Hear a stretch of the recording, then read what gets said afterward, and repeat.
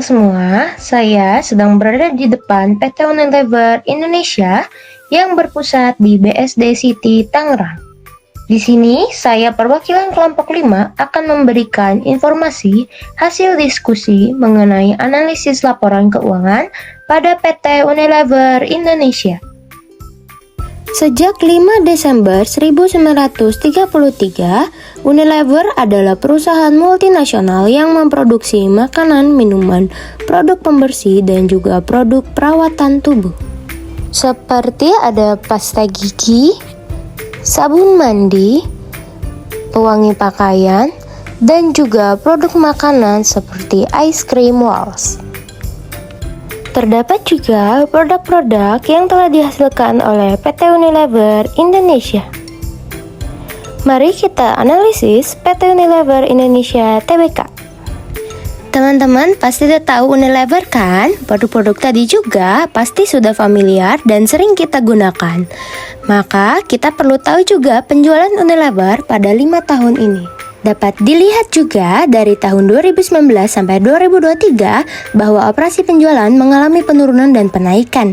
Di tahun 2020 ke 2021 mengalami penurunan yang diakibatkan oleh kondisi COVID-19, di mana seluruh perusahaan di dunia mengalami penurunan peminatan produk konsumer, serta gangguan dalam rantai pasokan global. Lalu mengalami peningkatan di tahun 2021 sampai 2022 yang disebabkan oleh pemulihan ekonomi pasca COVID-19 dan peningkatan permintaan produk.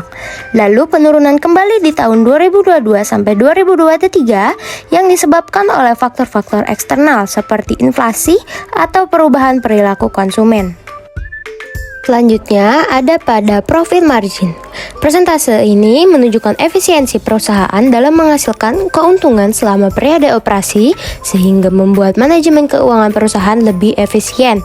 Pada data tersebut bisa kita lihat bahwa tahun 2018 ke 2019 adanya penurunan harga jual akibat persaingan atau kelebihan pasokan yang dapat mengurangi keuntungan.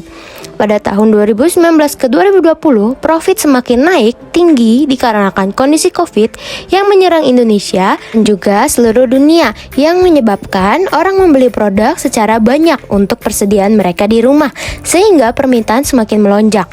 Pada tahun 2020-2021, tingkatan kembali menurun dikarenakan kenaikan harga secara umum pada lingkungan atau pasar. Pada tahun 2021-2022, persentase semakin menurun dikarenakan banyaknya orang yang melakukan boikot terhadap produk Unilever, dikarenakan Unilever dianggap memihak pada pihak Israel. Dan yang terakhir, pada tahun 2022 sampai 2023, persentase kembali naik lagi dikarenakan tingginya permintaan konsumen. Nah, sekarang kita mau menilai tingkat pengembalian dari aktivitas operasi di atas.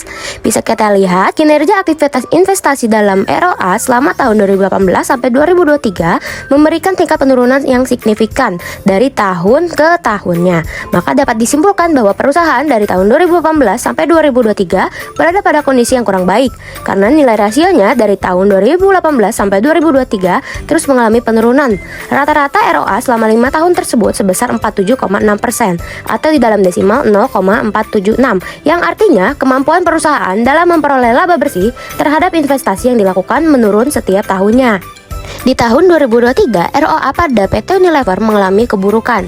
Hal yang dapat dilakukan agar kembali menjadi normal adalah tingkatkan pendapatan perusahaan melalui peningkatan penjualan, pengembangan produk baru, dan ekspansi pasar. Sedangkan pada ROE PT Unilever, kinerja aktivitas investasi selama tahun 2018 sampai 2023 memberikan peningkatan yang signifikan dari tahun ke tahun.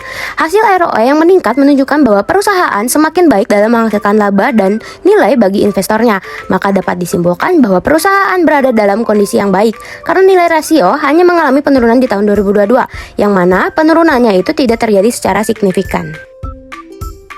Lalu kalau dilihat dari pengelolaan asetnya, selama 5 tahun manajemen sudah berupaya seefektif mungkin, tetapi lagi-lagi dikarenakan pandemi COVID-19 ini, maka diberlakukan kebijakan PSBB yang membatasi aktivitas perusahaan sehingga pengelolaannya tidak bisa seefektif tahun-tahun sebelumnya. Kemudian teman-teman, kalau kita lihat dari pengelolaan asetnya, secara keseluruhan fluktuasi yang terjadi pada inventory turnover disebabkan oleh kombinasi dari permintaan pasar, dampak pandemi COVID-19, dan juga perubahan kebijakan persediaan, serta fluktuasi biaya dan strategis promosi yang dialami maupun yang dilakukan oleh PT Unilever. Maka dapat disimpulkan bahwa perusahaan dalam keadaan baik, karena pada tahun 2018 sampai 2023 nilai rasionya terus mengalami kenaikan dan hanya mengalami penurunan di tahun 2019 saja. Penurunan yang terjadi juga tidak secara signifikan. Artinya kemampuan perusahaan dalam menagih piutangnya semakin membaik atau dana yang ditanam dalam piutang berputar dengan cepat. Selanjutnya, pada receivable turnover bisa kita lihat dan dapat disimpulkan juga bahwa perusahaan dalam keadaan baik karena pada tahun 2018 sampai 2023 nilai rasionya terus mengalami kenaikan dan hanya mengalami penurunan di tahun 2019. Penurunan yang terjadi juga tidak signifikan, yang artinya kemampuan perusahaan dalam menagih piutangnya semakin membaik atau dana yang ditanam dalam piutang berputar dengan cepat.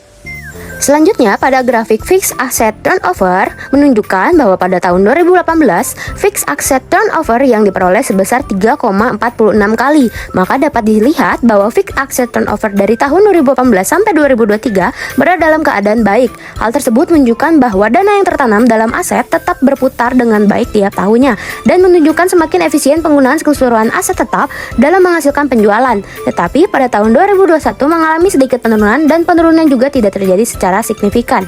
Dalam perputaran piutang ini sudah cukup baik dalam menjalani peran. Menurut kami, perusahaan perlu meningkatkan penjualan, meningkatkan efisiensi dengan menemukan cara untuk menggunakan aset perusahaan dengan lebih efisien. Misalnya seperti mengukur keluaran mesin dan tentukan apakah perusahaan dapat meningkatkannya tanpa menambah biaya tenaga kerja, dan juga menganalisis komputerisasi sistem inventaris dan pemesanan. Dengan besarnya pasar-pasar Unilever, tentunya perusahaan membutuhkan dana operasi yang jumlahnya sangat besar juga. Tetapi dilihat dari jumlah saham yang beredar hanya sekitar 15% keseluruhan jumlah saham yang dimiliki oleh publik. Dengan demikian, pasti pendanaan perusahaan tidak hanya berasal dari ekuitas saja. Ternyata untuk mendanai kegiatan operasinya PT Unilever tersebut, memanfaatkan fasilitas pinjaman yang menyebabkan liabilitas perusahaan jauh lebih besar dibandingkan ekuitasnya. Namun tingginya liabilitas tersebut tidak hanya disebabkan oleh fasilitas pinjaman saja, terdapat juga liabilitas operasi yang membuat porsi liabilitas lebih besar dibandingkan ekuitasnya. Nah, kalau kita melihat liabilitas hanya dari fasilitas pinjaman saja yang dilakukan oleh perusahaan, maka rasio debt to equity perusahaan cukup kecil. Berdasarkan Peraturan Menteri Keuangan Republik Indonesia Nomor 169 Tahun 2015, besarnya ditetapkan paling tinggi sebesar 4:1. Sedangkan angka mayoritas rasio Unilever berada di bawah 4 setiap tahunnya. Sekian analisis dari PT Unilever Indonesia. Saya pamit undur diri, terima kasih.